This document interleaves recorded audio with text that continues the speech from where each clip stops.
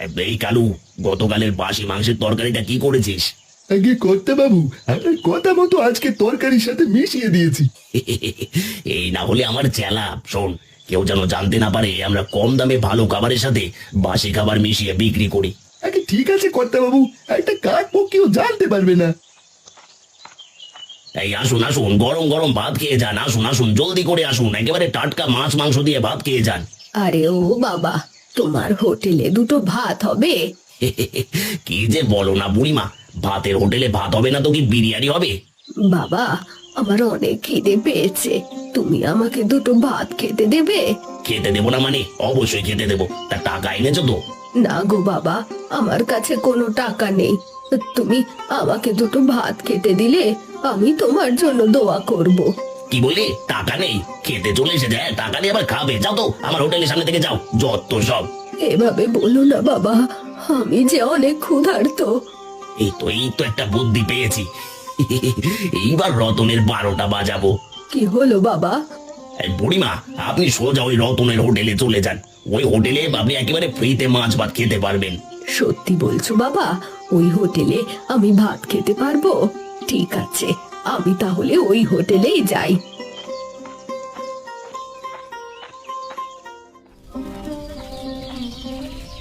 মা, ওমা, তোমার মাছের তরকারি রান্না হয়েছে?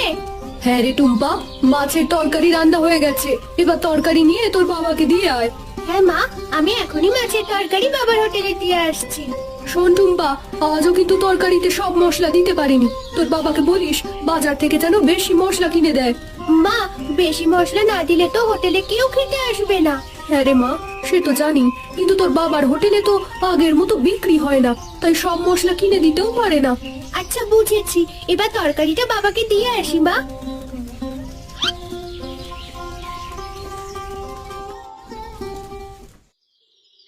না, সেই কখন থেকে বসে আছি, এখনো যে একটা লোকও খেতে আসছে না।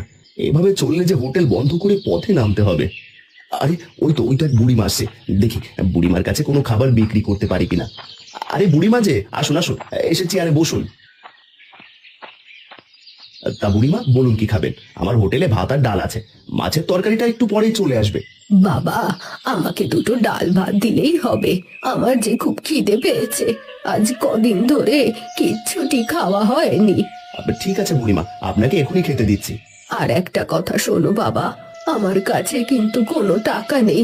ওই হোটেলের লোকটা বলল তুমি নাকি ফ্রিতে খেতে দাও, তাই আমি আসলাম। কি? ওই কানাই বলেছে আমি ফ্রিতে খাওয়াই? বুঝেছি, ওই কানাই আমার ক্ষতি করতে এই কথা বলেছে।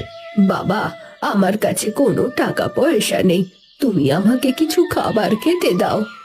কি করবো বড় বুড়িমা, আমার হোটেলে কোনো বেচা কেনা নেই, তার উপর ফ্রিতে খেতে দিলে আমাকে যে পথে বসতে হবে। এমন করে বলো না বাবা, তুমি যদি আমাকে ফ্রিতে কিছু ডাল ভাত খেতে দাও, তাহলে আমি তোমাকে একটা জাদুই মশলা দেব, যে মশলা তোমার খাবারে দিলে অনেক ঘ্রাণ বেরোবে। আচ্ছা ঠিক আছে বুড়িমা, আমি এখনই আপনাকে খেতে দিচ্ছি।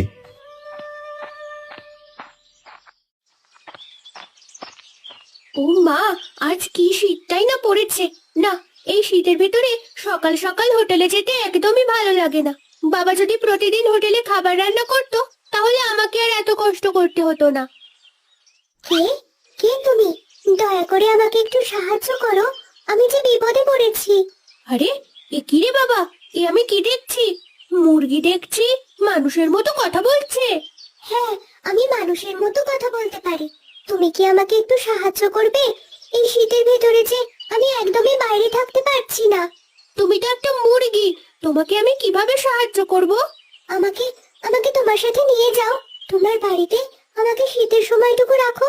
চিন্তা করো না, আমাকে কোনো দানা পানি খেতে দিতে হবে না, আমি নিজেই তার ব্যবস্থা করে নেব। বলো কি, শুধু শীতের সময়টুকুই থাকবে? তাহলে ঠিক আছে, চলো আমার সাথে, আজ থেকে তুমি আমার সাথেই থাকবে। তোমাকে অনেক ধন্যবাদ, তোমার এই দিন আমি কখনোই ভুলবো না।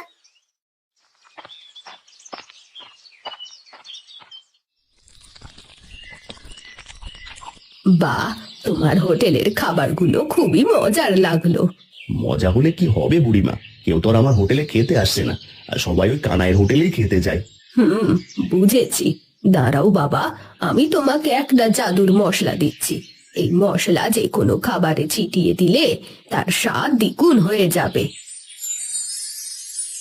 আরে বাহ, মশলার ভিতর থেকে কি সুন্দর ঘ্রাণ ভেসে আসছে। এই মশলা দিয়ে খাবার রান্না করলে আরো ঘ্রাণ বের হবে। তুমি এই মশলা তোমার খাবারের জন্য ব্যবহার করো। আমি এবার আসি। ঠিক আছে বুড়িমা, আমার হোটেলে আবার আসবেন। হ্যাঁ বাবা, বেঁচে থাকলে অবশ্যই আসবো।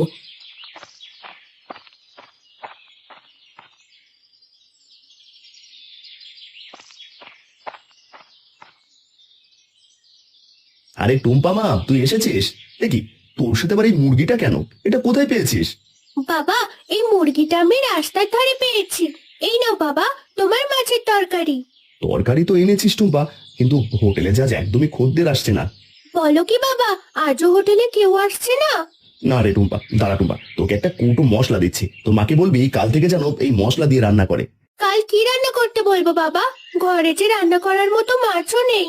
দাঁড়, তোকে কিছু টাকা দিচ্ছি, এই টাকা দিয়ে যাওয়ার সময় ডিম কিনে নিয়ে যাস। আর শোন টুম্পা, তোর মাকে বলবি কাল যেন ওই মশলা দিয়ে ডিমগুলো রান্না করে দেয়। হ্যাঁ ঠিক আছে বাবা, এবার আমাকে টাকা আর মশলা দাও, আমি জলদি বাড়ি চলে যাই।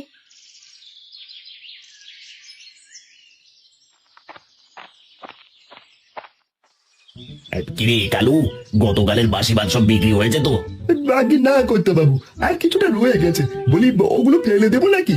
এই হতচ্ছাড়া, এতগুলো ভাত ফেলে দিবি মানে? যা যা, জলদি করে গরম ভাতের সাথে মিশিয়ে কম দামে বিক্রি করে দে। বাবা ঠিক আছে করতে বাবু।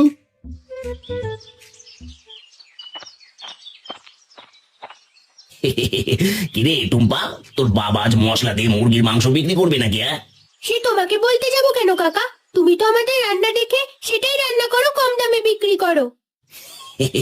ভয় পাস না টুম্পা, শীতের দিনে ওই মুরগির মাংস আমি আর বিক্রি করব না। তোমাকে আমরা ভালো করেই চিনি কাকা বাবু।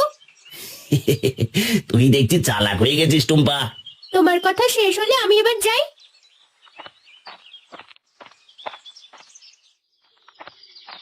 লোকটা এসব কি বলছে টুম্পা? তুমি আমাকে রান্না করবে? আরে না না, তোমাকে আমি রান্না করব না। জানো, ওই কানাই কাকার জন্য আমাদের হোটেলটা একদমই চলে না। সে সব খাবারের দাম আমাদের চেয়েও কম দামে বিক্রি করে, তাই সবাই তার দোকানেই খেতে যায়। বুঝেছি, লোকটা তোমাদের অনেক ক্ষতি করছে। চিন্তা করো না টুম্পা, আমি এই লোকটাকে পরে দেখে নেব। তুমি তো সামান্য একটা মুরগি, তুমি কিভাবে তাকে দেখে নেবে? সে সময় হলেই তুমি বুঝতে পারবে টুম্পা।